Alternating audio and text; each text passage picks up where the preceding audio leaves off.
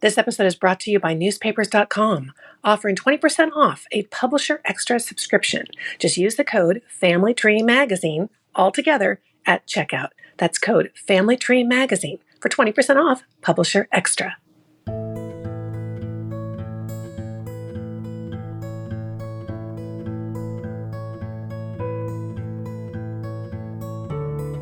Welcome to the October 2023 episode of the Family Tree Magazine podcast. I'm Lisa Louise Cook.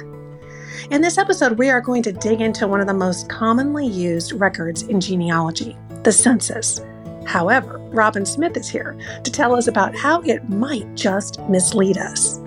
Then in our Family History Home segment, Family Tree University instructor Gena Philibert-Ortega will be here with some delicious ideas for creating a family history cookbook.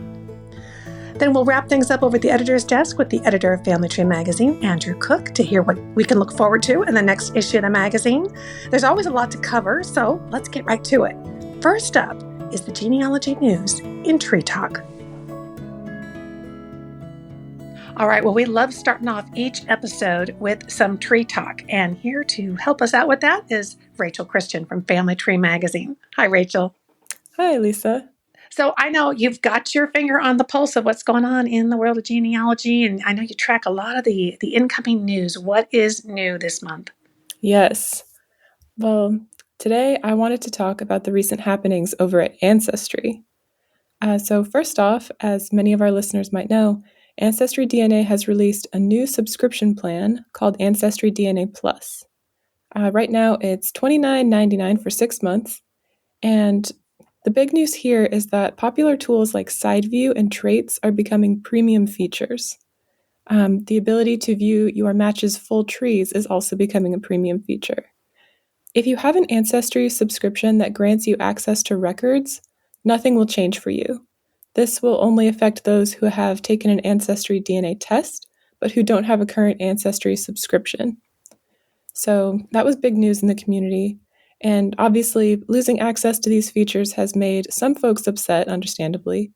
However, I have seen genetic genealogists like Diane Southard and Leah Larkin speculate that this change could indicate that new features are on the way, specifically side view being expanded to the grandparent level. So that's a positive view of things, and of course, only time will tell, but I know that was a major development for all of our Ancestry DNA testers and researchers. Thank you for letting us know about that, because that does change it for some folks. Wow, okay. Yeah.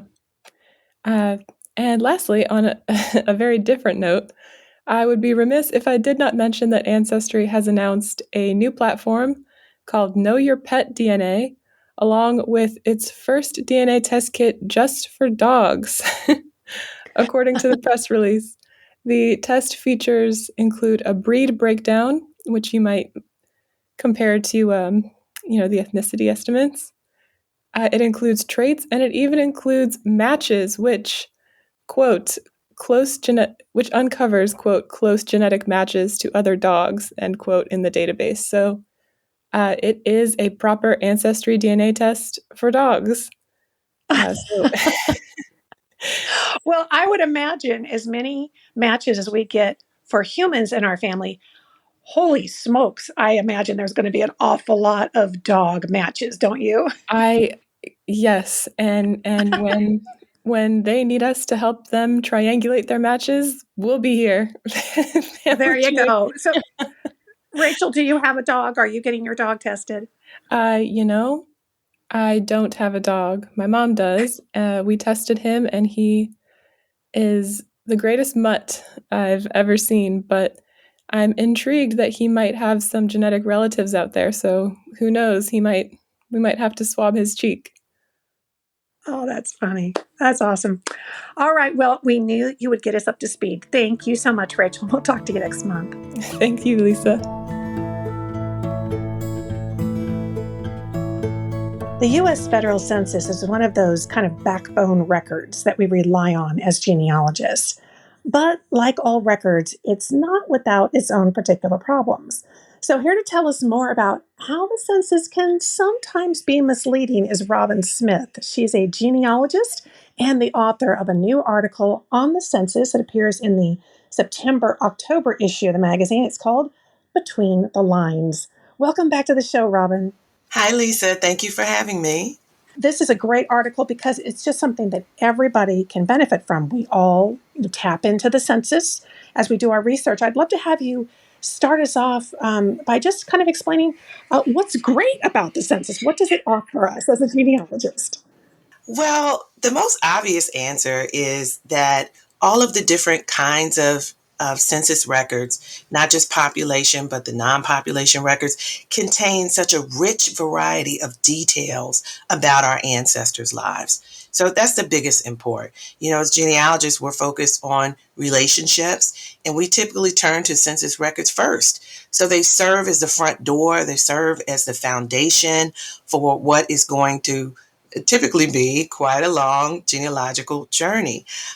We are so fortunate to live in an age where they are accessible online, might I say. Oh, yeah. I'm old enough to have remembered going down to the archives to look at the microfilm before there was an ancestry.com. So they ground our research, and that's why it's even more important to understand why we have to approach these records with some caution, even though we're excited about what they say.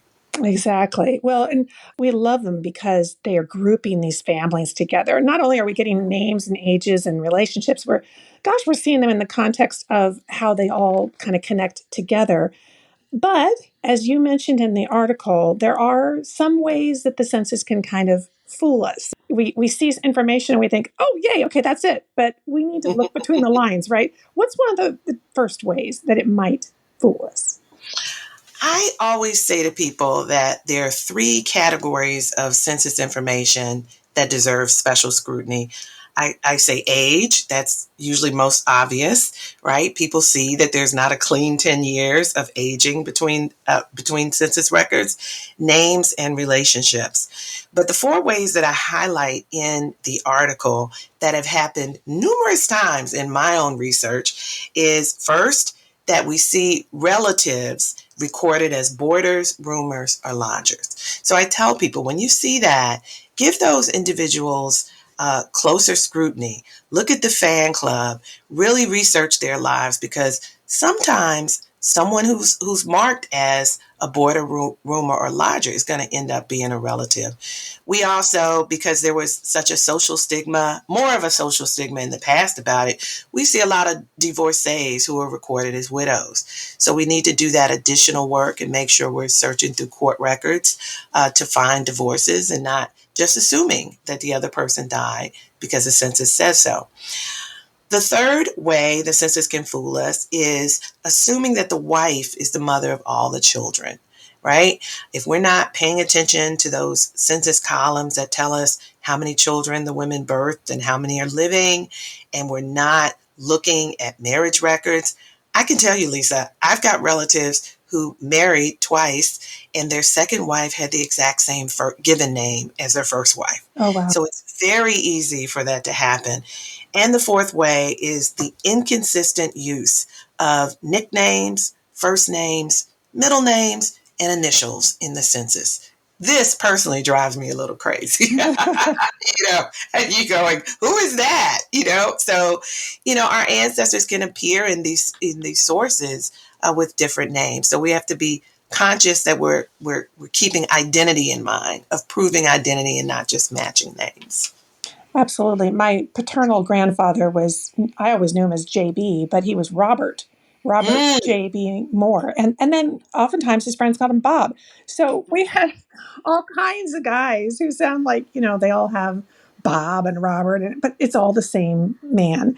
And, some of these ones that you're talking about, whether it's somebody being recorded as a boarder or the issues around recorded as a widow versus a divorcee, you're really touching on something so keen. I'd love to have you just talk about it a little bit more. It's the social history. It's understanding the time frame that your ancestors living, because that would really open your eyes to question some of these things, right? Mm-hmm. Yes, absolutely. And I'll tell you, Lisa, when I first started researching, I was actually shocked about how many people got divorced. There's this kind of myth that floats around. Oh, people didn't get divorced as much as they do today. And while that on its face may be true, they certainly got divorced a lot more than I thought. And I'm talking about in the 1800s, Yeah. mid 1800s, early 1900s. But it shows us how human are. They're just like us. There's nothing that we're experiencing that our ancestors didn't experience, right? Mm-hmm. So all of the ups and downs of life, the chaos, all the flaws that we have today, they had then. And divorce records can be really illuminating, very sad in many cases, but people are deserted, people are abused. I mean, all the things that exist today. And so, I had an ancestor, my great grandmother, when I was very early in the 1900 census. She said she was widowed. And that's what I thought for many years until I turned my attention to the court records. And I found that her husband had actually left her for another woman. That other woman subsequently divorced him, and it was a very, very chaotic divorce. So while my ancestor, went on to marry someone else and hopefully to have happier days, she was not, in fact, a widow in 1900. So something to think about. Yeah. And I've seen people listed as widows where the husband is still very much alive and they actually never did formally get divorced. Or Mm-hmm. they said they were divorced so they could get married, but there are no records.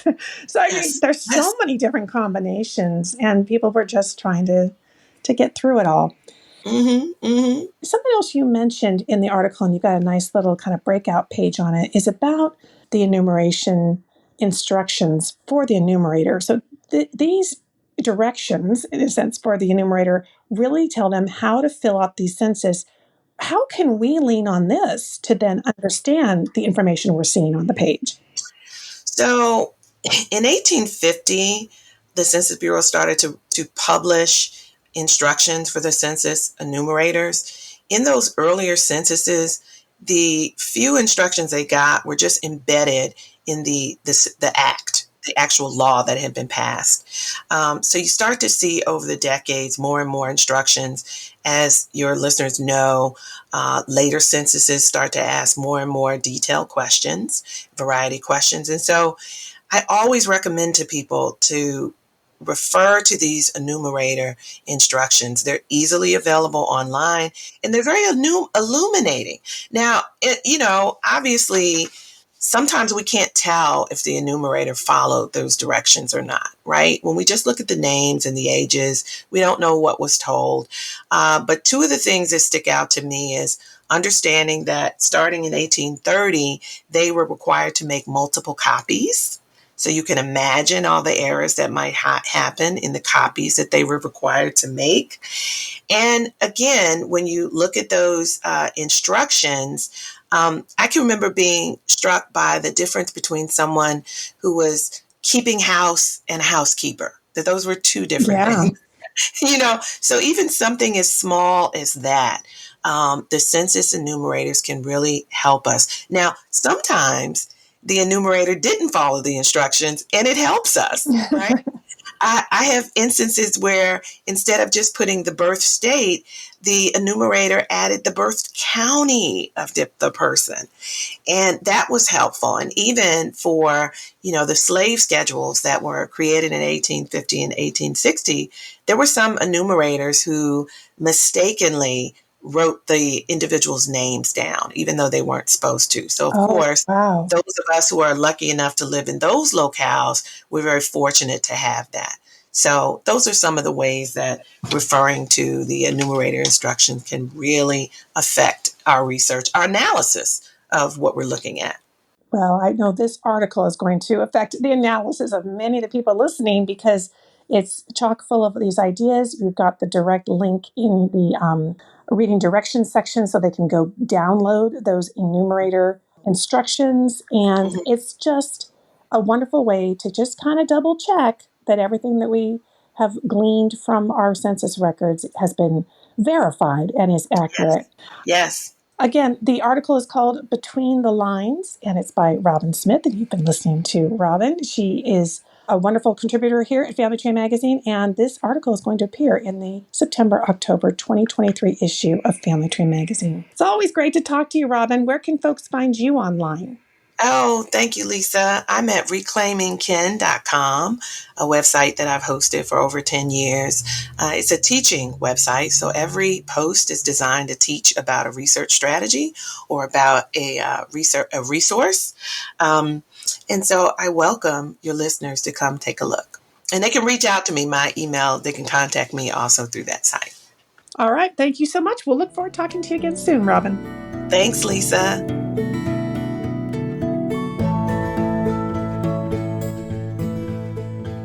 Today's episode is sponsored by newspapers.com. It's the largest online newspaper archive. Newspapers.com makes it easy to find your family's story with more than 500 million digitized newspaper pages from the 1690s to today.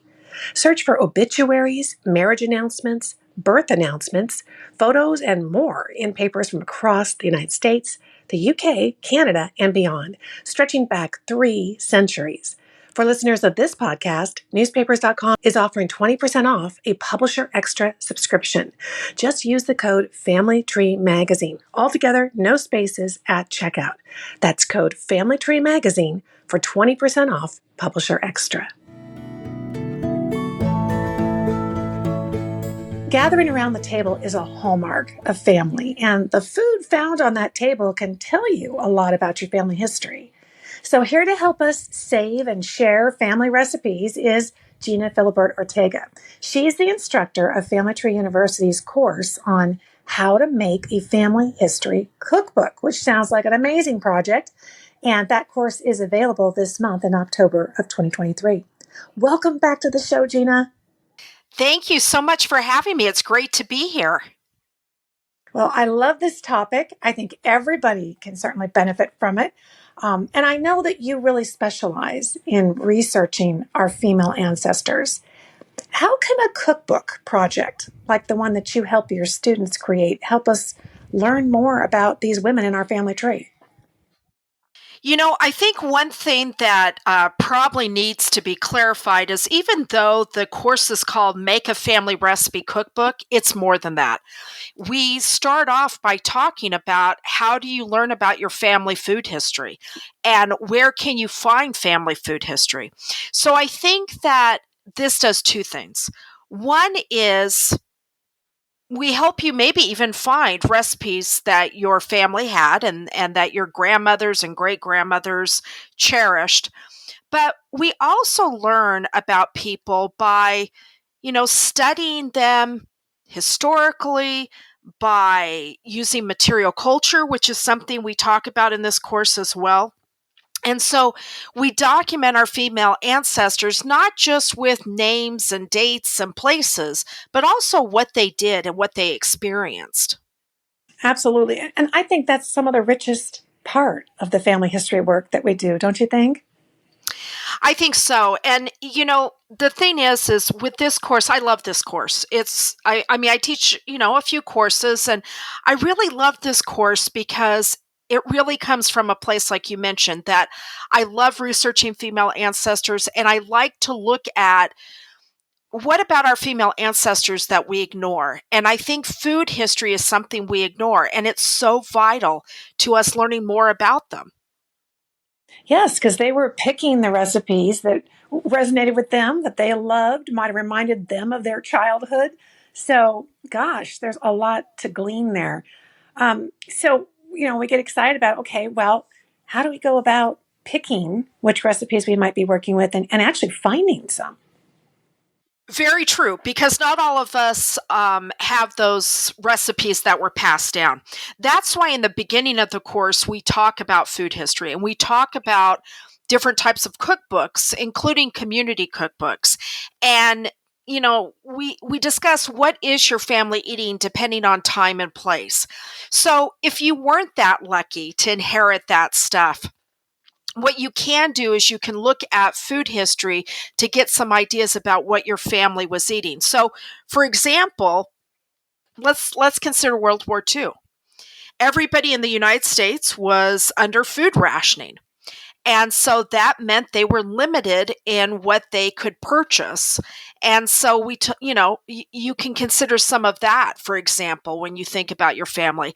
And obviously, you can also do oral interviews and other ways to find your family's food history. Yeah, and you mentioned community cookbooks.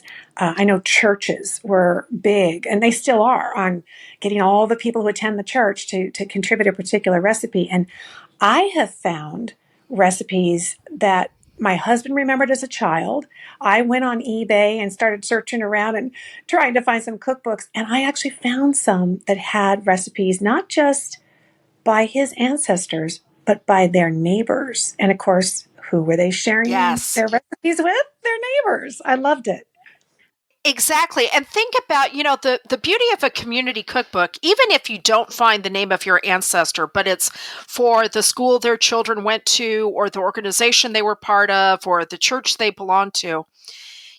Those are recipes that people could cook in that area, that they had access to certain foods. It does tell you a lot. The other thing is sometimes they have histories. And, let's be real. When you find your family and they've submitted a recipe, they're not going to submit the recipe that everybody hates, right? They're going to submit their best and what they like. There is the thing about people not wanting to give up all their secrets, but this is something they're proud of. And so it's something that we can then take and we can, try ourselves. And we might learn something from the recipe as well, because sometimes recipes, besides telling us what foods they had access to, or what kind of diets they partook of, it also tells us a little bit maybe about their background, ethnic background, religious background. So we can do some analysis as well. Very much so. I remember seeing my grandmother's sauerkraut recipes. So, and they were very German. Yes. So I love it. So I know that in my case, I'm really fortunate. I have a lot of very old recipe cards from both sides of the family, my husband's side of the family, books that I've inherited, a lot of them fallen apart at the binding, as well as I found old newspaper clippings kind of tucked into some of those books. So do you have a couple of tips from your course? I know you help people preserve these things. What can you share with us? Well, so that gets into the material culture I mentioned before. So material culture is basically stuff. And as you mentioned, there's recipe cards, there's cookbooks, there's newspaper articles, there might be magazines, and then there's the kitchen tools that we have. What I recommend is that you scan, right? Scan what you have, especially paper items, because those over time do deteriorate. The other thing that I would do, and I show this in the course, there are different ways that you can take that newspaper clipping or that recipe card and preserve it by putting it into a specialized kind of like sheet protector for those items. And that can help as well. One of the worst places, and this is going to sound ironic, but one of the worst places for those paper items, those recipes, is the kitchen. Because think about the kitchen. It can get hot. It can get messy. It can, there can be water, there can be spills, there can be all kinds of stuff. So the other thing that I would say is once you have scanned and put your recipes in something to preserve them, get them out of the kitchen. If you want to use it for cooking, then, take a picture of it with your phone, or, print it out on your computer or whatever, but get that stuff out of the kitchen, because really the kitchen is not a place to preserve items. You sound like you've been in my kitchen. It's messy and I spill. I've been in my kitchen. Yes. Well, I just know, most of us have families, right? And right now, if you came over to my house, my kitchen's a mess because everybody's doing stuff in there. So you don't want your recipes in there. That is such a smart point. Okay, now I see in the course, I've been looking at the outline over at familytreeuniversity.com, and you even take it further. Like you said, you expand beyond the cookbook. What other kinds of fun can we have in the kitchen? Well, this is a good time to think about this, right? Because we're heading into the holidays. And one of my big kicks this year has been making sure that I'm sharing what I have with other family or making it available. So, how can you take those recipes and that knowledge and make it available to people? Obviously, you can scan it and then upload it to places like Family Search or to a cloud sharing site. You can make things with it. There are different companies online where you can take a recipe card and make a kitchen towel, for example, or a cutting board, and that's a great gift for the holidays. We talk a little bit about scrapbooks. If that's your thing, you can do that. So, whether it's just uploading it, making it available, making, the cookbook that we're going to talk about, a scrapbook, or, trying to be a little more creative. In fact, there's one company that you upload images and they'll make fabric. So you can make yardage and then you can take that fabric and make pillows or kitchen towels or tablecloths. So there's quite a few different things you can do. Well, it's a good thing my youngest daughter doesn't listen to this show because I am doing just that. I had a bunch of recipes put onto fabric, and I'm making not just an apron for her, but I'm making a little apron for her 1-year-old daughter, and I'm just so excited. Yeah. I need to see this. I want to see it when Yes. you're done. That is fabulous. Well, we're going to post that online. Okay, so you can tell folks just by listening to Gena, she can look at something and just see so much more and help you see so much more and do so much more with what you have. Her course is called Make a Family Recipe Cookbook. It's in October of 2023 at Family Tree University. And if you're listening to this later and it's not October of 2023, go check out the Family Tree University website because oftentimes this is run on a regular basis so you can join in on this fun. Gena, always so much fun to talk to you. Thank you so much for really illuminating the lives of our female ancestors. Thank you, Lisa. I appreciate it.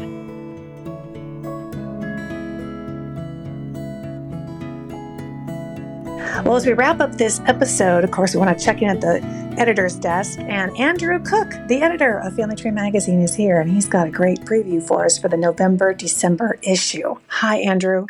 Hey, Lisa. Gosh, you've been working on so much. Tell folks what they can look forward to.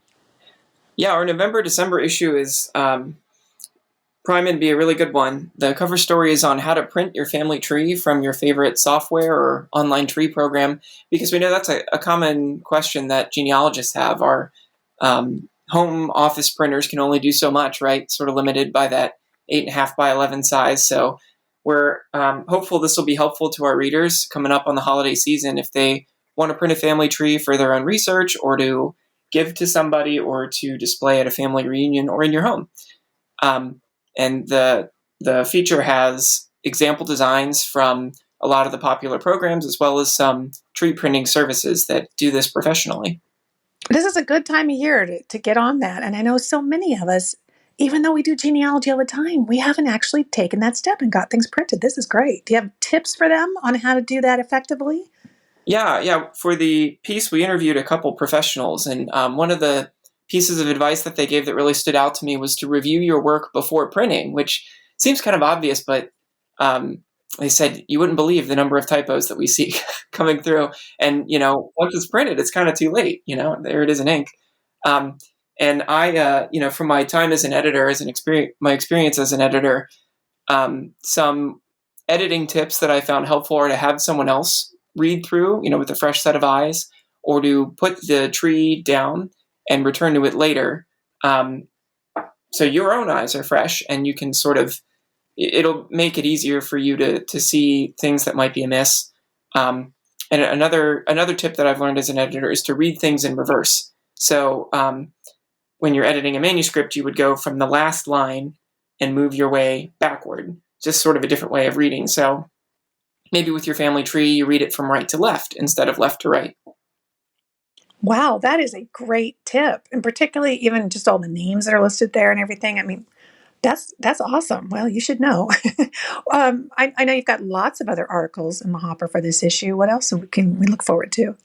Yeah, some highlights, writing stories from family journals, getting involved in genealogy societies, the tools that MyHeritage has been publishing that help you enhance and colorize your photos. And then we have a great 8-page pullout cheat sheet on Scandinavian genealogy. And since it's our last issue of the year, we also have a special Tear and Save index that has listings for all of the articles that we published throughout 2023, which makes it a great resource for our longtime readers. We have the whole collection, indexes for every year that we've published, all the way back to 2000.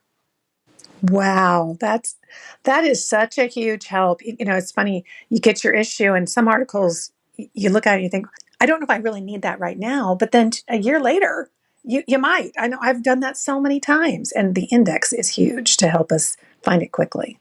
Yeah, and I've been working in our archive recently, and over time, website URLs change and the offerings of the different online services change. But I'm so surprised by how much of the content, how much of the advice in the magazine holds up over so many years. So, it can be great to dig into that archive, and people can download those the full gamut of article indexes on our website for free. Well, really good genealogy methodology and principles. I don't know that they change so much. So that's always good. You can always learn from those.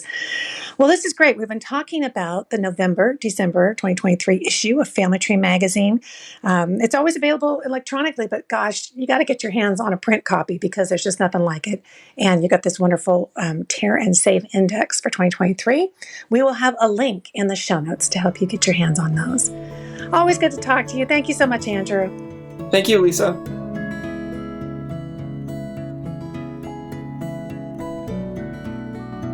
I'm so glad that you joined me for this episode of the Family Tree Magazine podcast. It's the show from America's #1 genealogy magazine. As always, I'll have links on the show notes webpage for you to everything that we talked about today. You can find the show notes at familytreemagazine.com/podcast. And if you're listening to the show through a podcast app like Apple or Google Podcasts, will you do us a big favor and leave us a 5-star review on the show? Your reviews really do help others find the show, and we really appreciate that. Thanks again for joining me. I am Lisa Louise Cook, and you can visit me at my website, genealogygems.com. And there you'll find the Genealogy Gems podcast and a link over to the Genealogy Gems YouTube channel. Until next time, have fun climbing your family tree.